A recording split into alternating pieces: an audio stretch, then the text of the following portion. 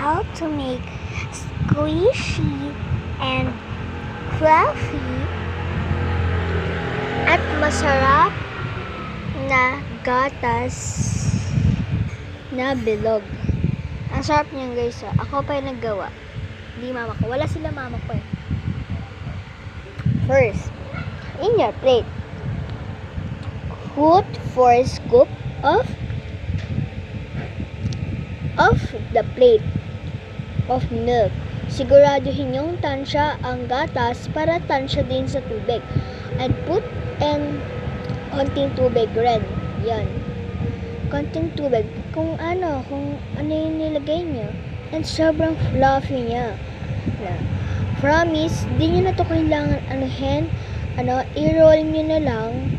Tapos pag tumuyo na, ayun na, tapos na. Look at. Ganyan. Ito pa nagawa. Look at this.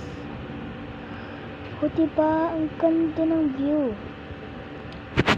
Kaya gawa na kayo mga bata or mga mommies. Masarap po ito pag natikman po ito ng mga anak nyo.